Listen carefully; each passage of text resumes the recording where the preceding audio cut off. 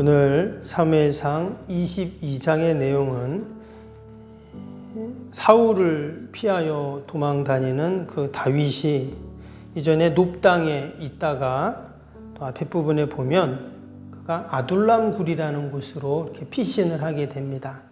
또 거기에 있다가 또 이제 모압 땅으로 또 피신을 가는, 계속 다윗이 사울을 피해서 이곳저곳으로 도피 생활을 하는 그런 내용입니다. 오늘 11절부터의 내용은 이전에 그가 놉 땅에 있을 때 제사장 아히멜렉이 그를 도와줬죠. 먹을 것도 주고 또 그 골리앗의 칼도 이제 또 그에게 주는 그런 일들이 있었는데, 근데 그때 그것을 누가 보았죠?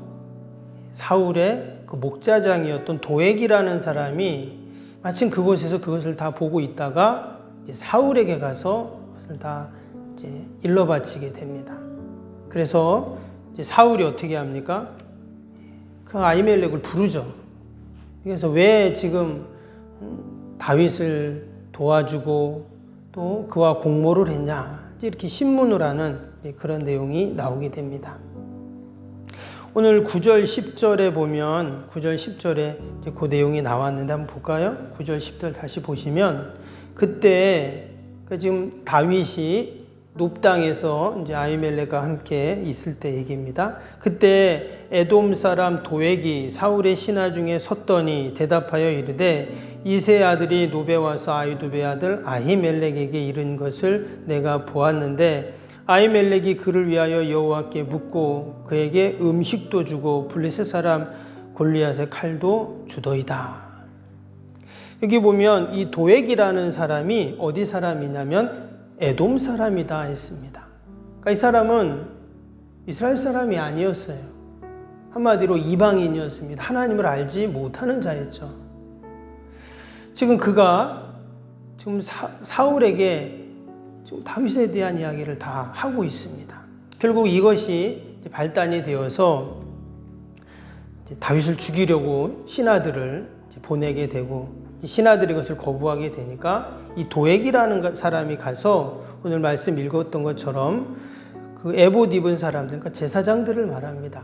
85명을 그렇게 죽이고 그의 가족들까지 심지어 짐승까지 다 죽이는 이런 무시무시한 사륙이 일어납니다. 구약 성경에 보면 이러한 사륙이 없었습니다. 더욱이 지금 제사장들을 죽였다는 것은 그냥 단순히 블레셋 사람 85명 죽인 거하고는 완전히 다른 일이죠.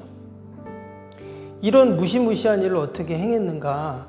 이게 보면 에돔 사람 도액이 그 일을 지금 행했다 그랬어요. 그래서 우리가 이 말씀을 보면서 다시 한번 생각하는 것은 이 어둠의 세력들, 결국 이제 사울도 어떻습니까?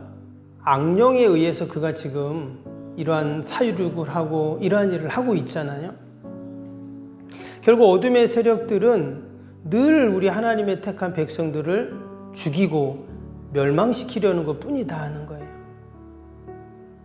때문에 우리가 늘 깨어있고 또 말씀으로 무장되고 또 우리가 늘 하나님의 뜻을 받들어야 우리가 어둠의 세력들을 능히 대적하고 승리하게 되는 줄로 믿습니다.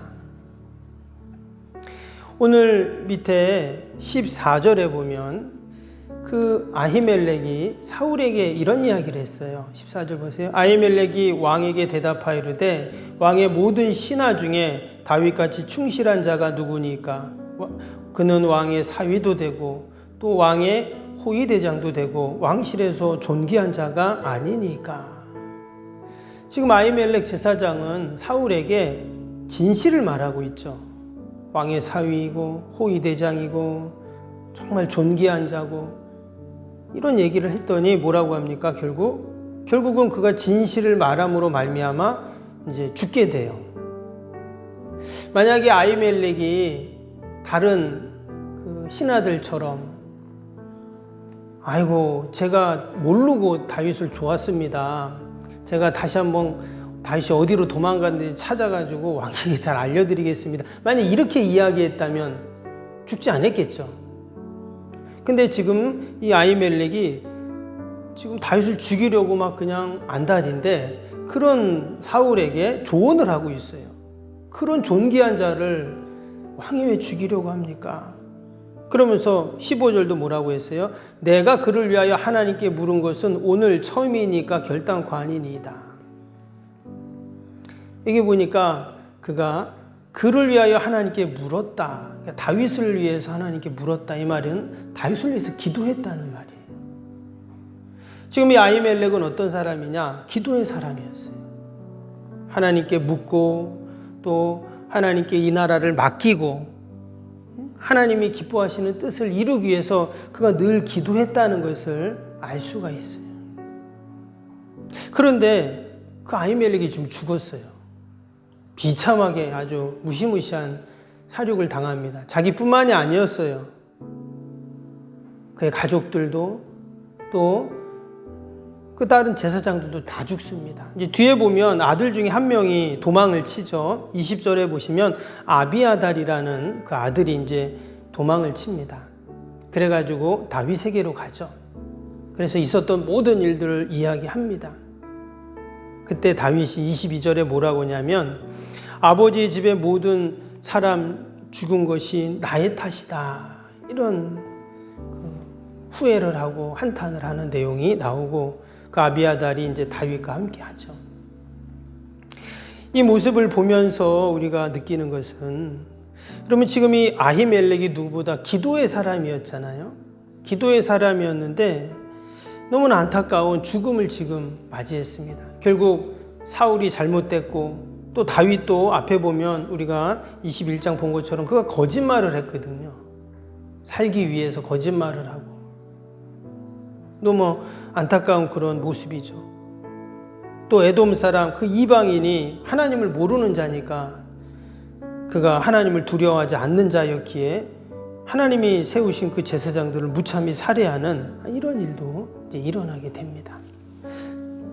그런데 이렇게 해서 모든 그 노베 제사장들이 죽고 또 이런 일이 일어났는데 이렇게 해서 이제 모든 것이 끝나는 것 같지만 그냥 끝나지 않습니다.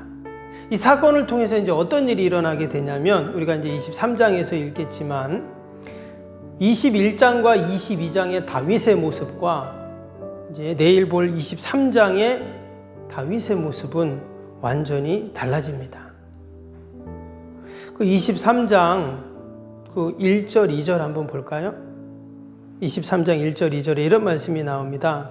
사람들이 다윗에게 전하여 이르되 보소서 블레셋 사람이 그 일날을 쳐서 그 타작마당을 탈취하더이다 하니 이에 다윗이 여호와께 묻자와 이르되 내가 가서 이 블레셋 사람들을 치리이까 여호와께서 다윗에게 이르시되 가서 블레셋 사람들을 치고 그 일날을 구원하라 하시니 또 4절에 보세요. 다윗이 여호와께 다시 묻자온데 여호와께서 대답하여 이르시되 일어나 그 일나로 내려가라 내가 블레셋 사람들을 내 손에 넘기리라 하신지라. 여기 보니까 계속 반복되는 말이 뭐예요? 다윗이 여호와께 묻자와 이르되 이런 말이 나왔어요. 앞에 21장에서 22장에서 다윗이 여호와께 묻자와 이르되 이런 말이 없어요. 도리어 자기가 살기 위해서 어떻게 해요? 제사장에게 거짓말을 합니다. 이것은 하나님께 거짓말을 했다는 말이에요. 그리고 또 살기 위해서 그가 아둘람굴로 도망가고 또다시 이방 땅인 모압 땅으로 도망가고 그런 내용들이 앞에 쭉 나오죠. 그럼에도 불구하고 하나님께서는 이 다윗에게 400명이라는 그런 또 하나님의 사람들을 붙여주십니다. 그래서 그가 이제 통일 이스라엘 왕국을 이루는 아주 초석을 이제 마련하게 되는데 그 사람들과 함께. 근데 오늘 23장에 보니까 이제 그가 한마디로 정신을 차린 거예요. 아, 내가 하나님께 기도하고 또 하나님께 내가 묻고 하나님의 뜻을 구하고 그렇게 내가 해야 되는데 내 마음대로 했구나. 내가 살기 위해서 나 때문에 그 거룩한 제사장들이 다 죽고 아마 그는 가슴을 치며 후회를 하고 통탄을 했을 것입니다. 우리가 오늘 이 말씀을 통해서 우리의 신앙과 믿음의 모습을 돌아봐야 할 줄로 믿습니다. 저 베들레헴에서 양을 치던 그 다윗, 하나님께서 그를 이스라엘의 군대 장관으로 세워주시고 왕족이 되게 하시고 정말 이스라엘의 영웅으로 하나님이 그를 정말 하늘의 별처럼 높여주셨는데 자기의 노력으로 자기의 능력으로 거기까지 올라간 게 아니었죠. 그런데 그가 그런 권력을 누리고 부를 누리고 그런 지위에 올라가게 되니 하나님을 잊은 것입니다. 혹이라도 하나님이 우리에게 주시는 많은 은혜와 평강과 축복과 여러분 그것이 내가 이룬 것이 아니라 하나님이 주신 것인데 우리가 그것을 잊고 살 때 혹이나 우리도 다윗 같은 이러한 실수를 범할 수 있어요. 때문에 우리도 늘 여호와께 묻자와 이르되 하나님께 기도하고 하나님의 도움을 구하고 하나님 어떻게 해야 됩니까? 지금 이 그일라 사람들이 와서 나보고 좀 도와달라고 하는데 내가 전쟁에 참여해야 됩니까? 말아야 됩니까? 이전 같았으면 그냥 바로 가가지고 했겠죠. 아니면 나하고 상관도 없는 일에 내가 뭐더라 전쟁합니까? 이럴 수도 있어요. 근데 그가 그 결정을 하기 전에 이제 하나님께 기도하는 거예요. 이전에 놉당에서는 그 하나님께 드려진 그 진설병을 거룩한 제사장들이 먹어야 할 것인데 율법도 잊어버리고 하나님의 뜻도 다 내려놓고 일단 내가 배가 고프니까 달라는 거예요. 그러나 이제 하나님께서는 다윗을 기도의 사람으로 다시금 세워주셨는 줄로 믿습니다. 오늘도 우리가 다윗처럼 여호와께 묻자와 이르되 하나님께 기도해야 합니다. 우리 자녀들에 대해서 묻고 또 우리 인생에 대해서 묻고 또 교회와 나라 민족을 위해서 또 우리에게 맡겨진 사명과 직분 소명을 놓고 우리가 하나님께 묻자와 이르되 기도하면 하나님이 뭐라고 하십니까? 그 이어지는 말씀처럼 하나님께서 일어나 그일라로 내려가라. 내가 블레셋 사람들을 내 손에 넘기리라. 하나님 말씀하시거든요.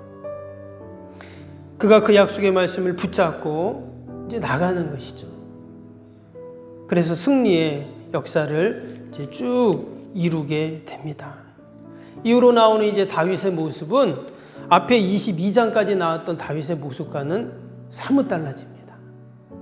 이제 기도하고 말씀을 붙잡고 하나님의 뜻을 이루어가고 날마다 승리하는 어려움도 있습니다. 없는 것이 아니에요.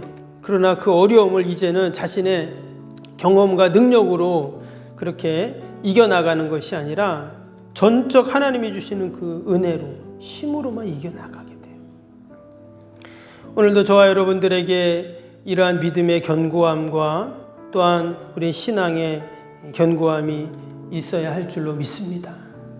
우리는 특별히 하나님이 기도의 사람으로 우리를 삼아주셨습니다. 그럼 어제 잘 주무셨어요? 어제 더워가지고 진짜 엄청 덥더라고요. 아직 더위가 시작이 안 됐다고 말을 하던데 더워갖고 몇 번을 깨웠는지 모릅니다. 그럼에도 불구하고 우리를 하나님이 이 새벽에 이 기도의 자리로 부르신 이유가 있죠. 제가 늘 말씀드리지만 아무나 새벽에 나오는 게 아닙니다. 여러분 돈을 준다고 해보세요. 나올 것 같아요? 못 나옵니다. 하나님께서 특별하게 우리를 기도의 사명을 주신 거예요. 그래서 우리가 이 새벽에도 그러한 믿음을 갖고 함께 기도할 때 저와 여러분들의 기도를 통해서 하나님이 놀라운 구원의 역사들을 이루시고 또 하나님의 뜻을 반드시 행하실 줄로 믿습니다. 기도하겠습니다. 사랑과 은혜가 충만하신 하나님 아버지 감사합니다.